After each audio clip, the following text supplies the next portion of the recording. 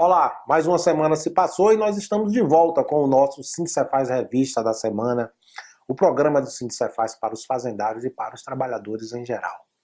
Queremos ter sempre você conosco, participando de nosso programa, criticando, sugerindo, apresentando sugestões de pauta, através de nosso e-mail e do nosso WhatsApp.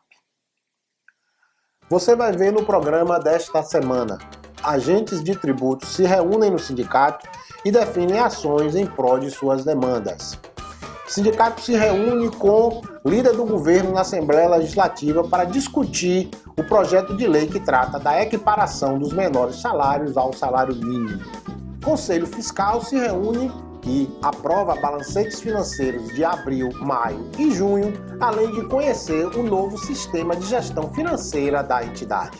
E a nossa entrevista da semana é com o ator Sérgio Manberti. Foi um grande prazer nosso conversar com ele, um dramaturgo de muita competência, bastante conhecido, uma pessoa humana maravilhosa, mesmo com a idade avançada, apresenta uma lucidez fantástica. E em tempos de fake news, em tempos de autoritarismo, ele continua do lado bom, lutando em prol de melhorias para o país. Nós vamos conversar com ele.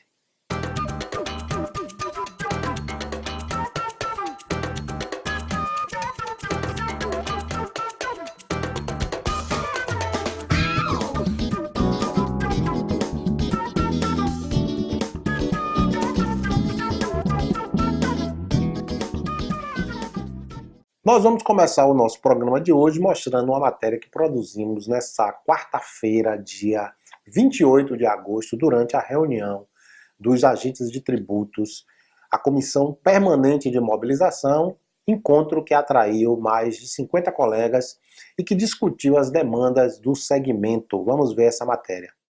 Cerca de 50 agentes de tributos se reuniram na manhã desta quarta, dia 28 de agosto, na sede do Sindicefaz, para discutir a retomada das ações do segmento. O encontro seria inicialmente da Comissão Permanente de Mobilização, mas foi ampliada para uma maior participação. Marcamos essa reunião, conforme decisão da última Assembleia, com o intuito de chamar a categoria à discussão dos pontos de pauta de interesse, principalmente dos agentes de tributos, que envolvem remuneração, que envolve fiscalização, que envolve ações políticas e que, principalmente, a participação da categoria nas ações de mobilização do sindicato. Aqui nós tivemos uma excelente participação e decidimos criar 4 grupos para debater cada um dos assuntos mais importantes. Serão procurados os deputados estaduais e federais, além dos senadores, para discutir como podemos interferir na reforma tributária para que o trabalho dos ATS não seja atingido pelas mudanças que vierem.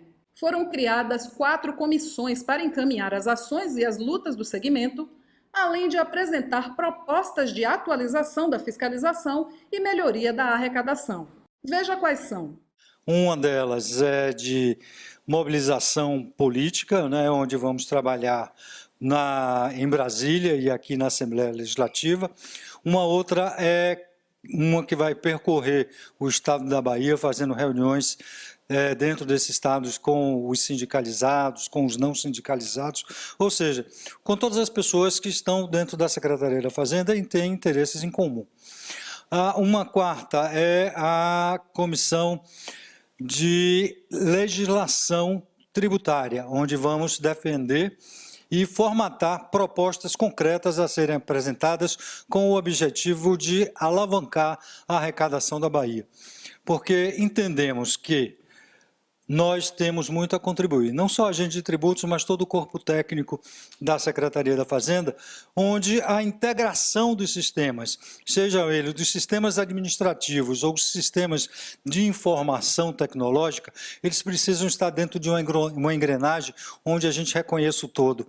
Não adianta ser bom numa ponta e essa ponta não fluir para que possamos tomar decisões tributárias na base, ou seja, fazer e cobrar as arrecadações necessárias para o Estado da Bahia. É essa proposta que temos ao governador. Nós somos capazes de levantar essa arrecadação. Conte com a gente. Os agentes de tributos estão se mobilizando para discutir as suas demandas, debater a fiscalização no Simples Nacional e no trânsito de mercadorias. Há uma preocupação sobre as mudanças que serão trazidas pela reforma tributária, caso seja aprovada no Congresso Nacional, e o segmento já está se antecipando para garantir que não haja sobressaltos na sua tarefa, no seu trabalho do dia a dia. Os agentes de tributos também querem discutir formas de aumentar a arrecadação de impostos do Estado, de maneira a ajudar a Bahia a superar a crise e atender também os pleitos dos servidores públicos. Nós vamos ver agora a primeira parte da entrevista com o ator e dramaturgo Sérgio Manberti. Essa conversa aconteceu no mês passado em São Paulo, quando nós participávamos de um evento, aproveitamos e o entrevistamos. Foi uma conversa muito boa, muito animada. Vamos ver a primeira parte da entrevista.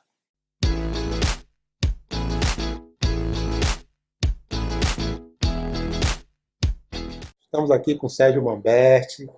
Prazer tê-lo conosco aqui no curso do Barão de Tararé, falando sobre cultura e o cerco fascista, as manifestações populares, a cultura, a comunicação. Tudo bom, Sérgio? Tudo ótimo, um espaço de liberdade, um espaço onde a gente respira legal. Barão realmente é uma referência. É um prazer enorme estar aqui com vocês. Sérgio, nós somos do Sindicefaz da Bahia, um sindicato de fazendários do estado da Bahia, e fazemos um trabalho de comunicação no YouTube. Eu queria conversar com você rapidamente e perguntar por que Bolsonaro e os fascistas têm tanto medo da cultura? Que a cultura é esse fermento que gera justamente novas ideias, novas perspectivas, novos horizontes. E o que essa gente representa é justamente o imobilismo, é justamente a manutenção dos privilégios, é todo esse passado extremamente pesado que o Brasil tem de escravatura, a gente tem um passado que precisa ser resgatado. E só a cultura é capaz de fazer esse processo de transformação. E aí a comunicação passa a ter um papel também muito importante. Tanto que hoje aqui, esse tema de cultura, comunicação e educação, eles estiveram muito presentes, entendeu? No nosso debate intercalou aqui, né? Perguntas e uma coisa se interrelaciona com a outra, né? Claro que a cultura tem esse papel de ser esse elemento agregador. O colo da cultura é o mais amplo, é o mais, vamos dizer, é o mais farto também, mas de qualquer maneira, a cultura ela é sempre vista nos governos totalitários como uma grande ameaça, porque ela questiona, ela une e ela cria esse sentimento de solidariedade e de pertencimento, que eu acho que é fundamental para que a gente possa realmente pensar em que nós temos essa força de, mesmo na situação mais adversa, de poder mudar. Tem horas que a gente fica diante dessa truculência que a gente está vendo acontecer por parte desse governo. A gente muitas vezes na verdade é um tsunami de medidas de desconstrução de lutas e de conquistas que foram muito árduas para todos nós e para o povo brasileiro. Então isso muitas vezes dá um desalento e dá muita raiva também, né? Mas a gente, nessa hora, a gente tem que justamente pensar que a verdade está conosco. Nós construímos um processo junto com a sociedade. E esse processo foi um processo muito rico. E ele não está esquecido, esse legado está presente. Nesse momento, eles deram uma virada, entendeu? Eles conseguiram, nós abrimos, vamos dizer, nossos flancos e deixamos que eles conseguissem esse momento tão difícil para nós, mas que eles acham que, de repente, conseguiram nos derrotar.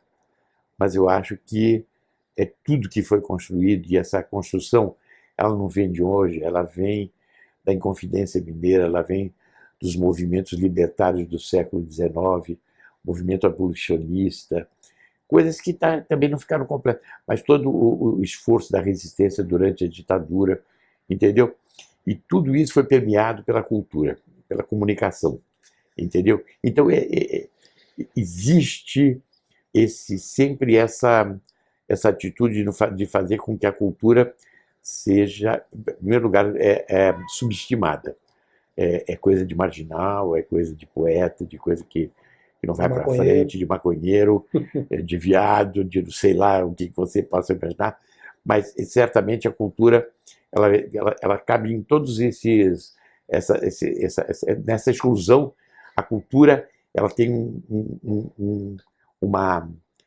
ela é sempre o alvo de qualquer movimento. Você veja, Collor, a primeira coisa que fez foi extinguir o Ministério da Cultura, Temer também, não foi extinto, mas foi praticamente extinto, e agora o Bolsonaro extinguiu de vez. Mas a cultura está viva, nós estamos aqui, entendeu? Você que milita na área, né, teatral, na área artística, está sempre em contato com muitos atores desse segmento. Como é que o segmento tem recebido esse comportamento do governo de extinguir o ministério e atacar a cultura, principalmente diminuindo verbas, acabando com projetos de apoio? Olha, houve momentos aí mais complicados. Eu acho que em toda essa campanha de ódio contra o Partido dos Trabalhadores, a classe ficou muito dividida. E houve muito envenenamento, principalmente com essa pecha da corrupção. Entendeu?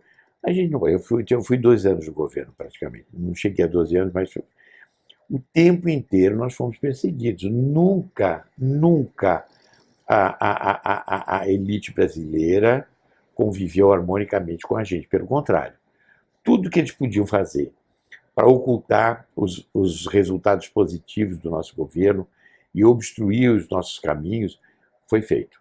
Entendeu? Eu fui comissário-geral da maior exposição que o Brasil fez no exterior. Fiz reunião de imprensa na Bélgica com mais de 250 representantes da imprensa do mundo inteiro, não tinha nenhum jornalista brasileiro.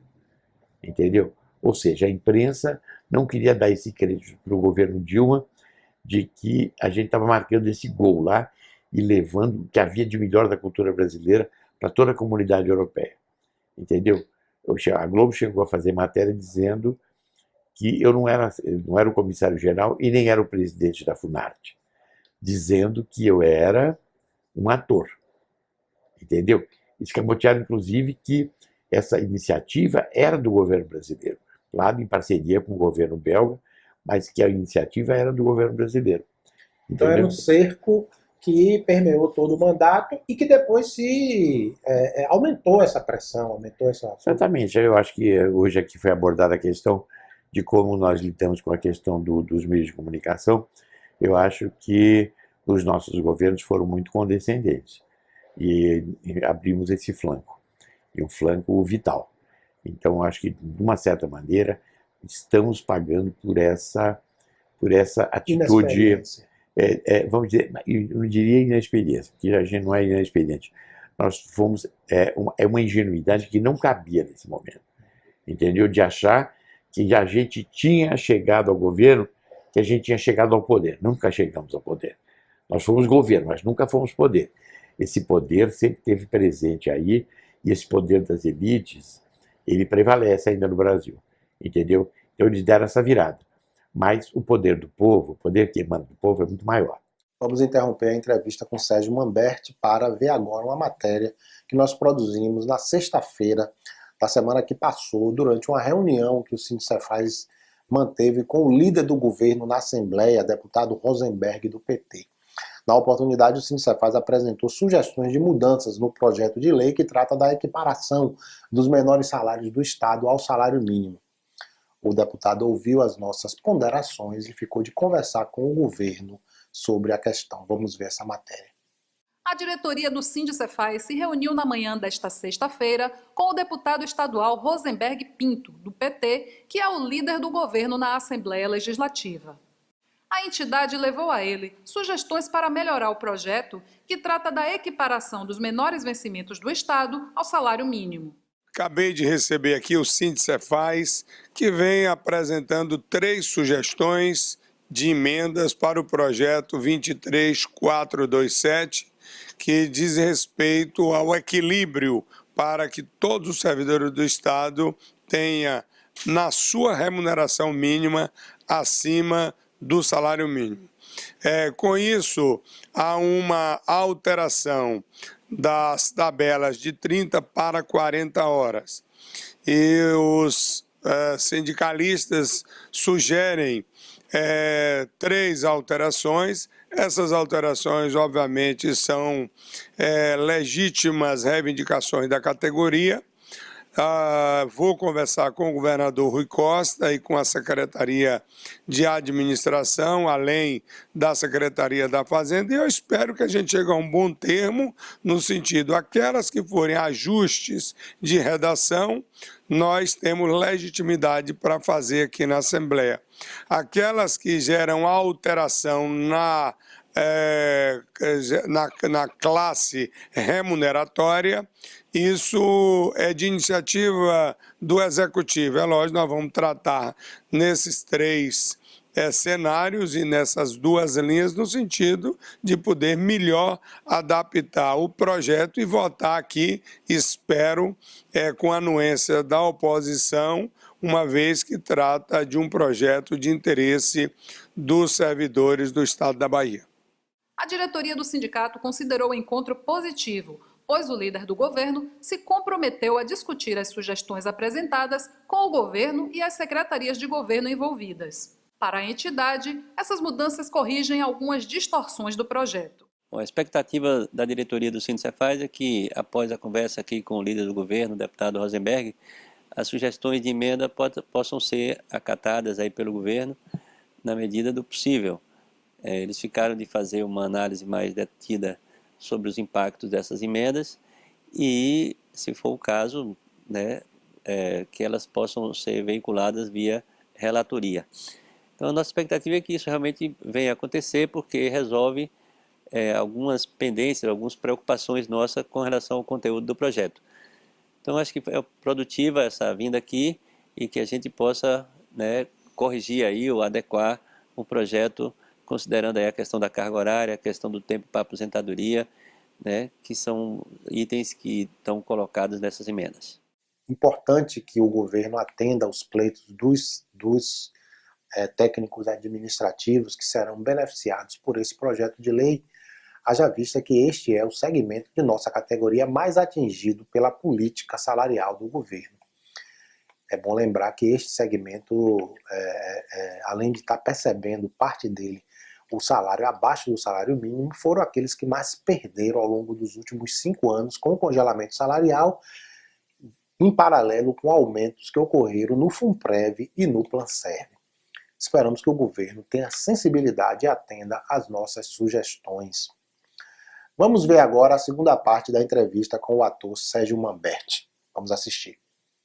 Como é que a gente pode reagir para virar essa quadra que nós estamos vivendo tão sofrível e grave? Ótimo, eu acho que a gente tem que acreditar que esse legado está presente, porque muitas conquistas que foram feitas, elas estão, principalmente que estão sendo derrubadas, elas estão começando a fazer com que as pessoas percebam que não era exatamente assim que as coisas se passaram, entendeu?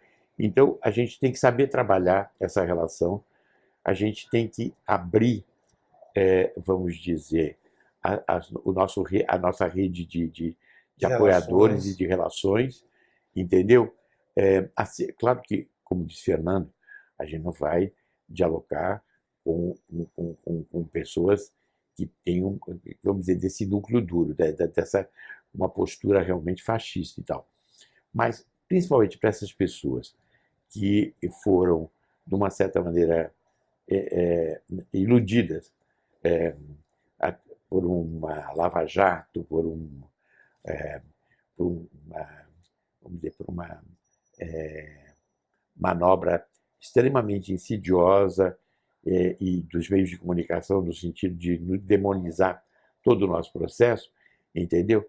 Mas que chega um momento em que eles começam a despertar, começam a perceber que não era bem assim, entendeu? Então, em primeiro lugar, não perder a capacidade de reação, entendeu? A gente tem que estar o tempo inteiro construindo esse processo, para que a gente possa ter uma reversão do quadro. Mas, ao mesmo tempo, também não perder a esperança, porque tem horas que você fica meio desanimado. Não podemos perder a esperança. Se a gente perder a esperança, a gente está perdendo aquilo que nos alimenta, entendeu? E se a gente pode falar de alguma coisa que realmente cria uma perspectiva de futuro, é justamente o processo transformador da cultura, entendeu?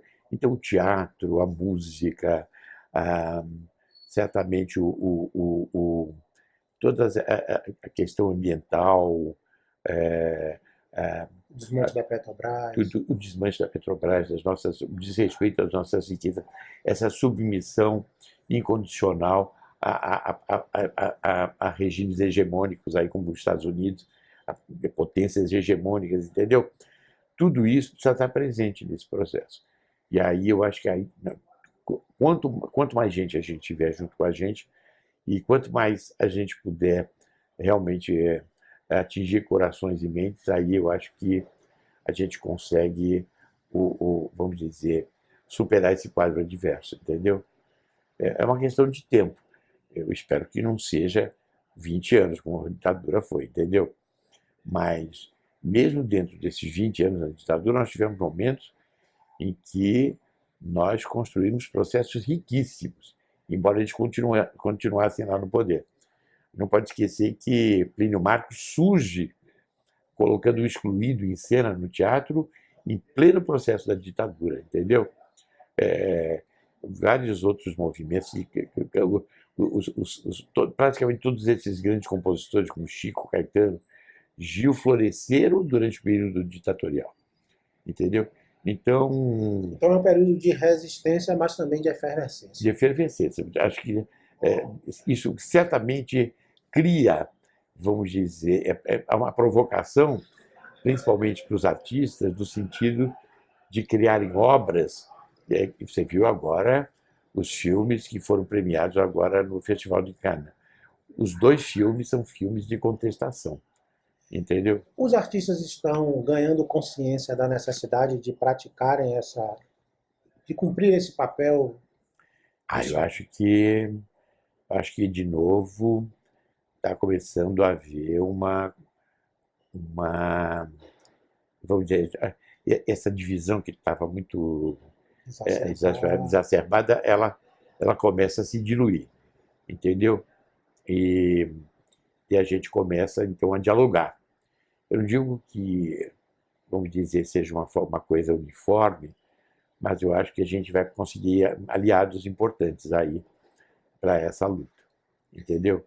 Para a gente finalizar, você fez uma fala no evento que a gente acompanhou aqui no Barão de Tararé. Você se emocionou muito quando falou de Lula. É uma dor forte, né? Todos nós sentimos imensa dor com essa injustiça. Todo esse legado de liberdade e de ternura, sem medo de ser feliz, vem desse homem, entendeu? O Lula, em primeiro lugar, é um brilhante, é um grande homem de cultura, na minha opinião, no sentido daquilo que é um homem de cultura. Um homem que não teve a possibilidade de ter educação formal, mas que tem uma visão da cultura e um aprendizado da cultura da vida que eu nunca vi em nenhuma pessoa. Um homem extremamente generoso, como todo ser humano. Um homem também quando como o Dr. Vitor do Castelo Rá-Tim-Bum, quando ele está com raiva, quando o Lula está com raiva, ele fala raios e trovões como o Dr. Vitor. Mas em seguida ele é capaz de te abraçar e te beijar, entendeu? É um homem capaz de escutar as pessoas, entendeu? E quando não for para escutar, ele também não escuta, ele também segue a intuição dele, um homem que tem uma intuição extraordinária.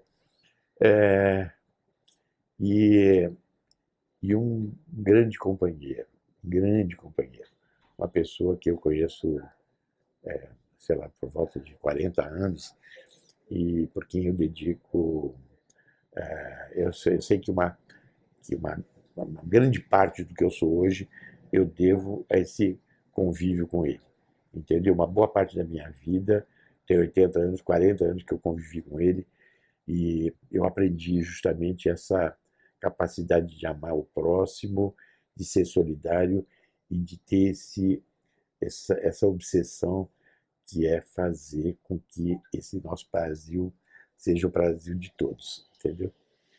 Certo. Foi um prazer conversar com você. Imagina. É sempre muito gratificante ouvir pessoas como você, que têm uma história de vida na luta pela democracia, pela liberdade, Obrigado. por um país melhor. Bom, A gente só agradece. a Bahia é um estado que tem um passado de luta maravilhoso. A cultura africana que permeia as relações da sociedade baiana também é uma cultura muito rica e muito afetiva, muito calorosa, de um grande talento, e também os movimentos libertários na Bahia também foram muito importantes. Então, queria mandar um abraço especial para vocês, nesse momento que vocês também são a resistência. O governador nosso é um governador petista. Recentemente, aí na questão aí de Vitória da Conquista, os baianos mostraram que tem caráter, que tem sangue no olho. Muito obrigado. Grande abraço. Obrigado a vocês. Obrigado. De volta, essa entrevista com o ator e dramaturgo Sérgio Manberti foi feita em São Paulo no mês de julho. Foi um grande prazer nosso conversar com ele. Uma pessoa de altíssima qualidade, muito conceituada entre aqueles que brigam e sonham por um Brasil melhor. Sérgio Manberti continua lúcido e continua cumprindo o seu papel cidadão de construir um Brasil mais justo. Vamos ver a nossa última matéria de hoje. A matéria sobre a reunião do Conselho Fiscal do sindicato, que se reuniu na segunda-feira, dia 26 de agosto, na sede da entidade.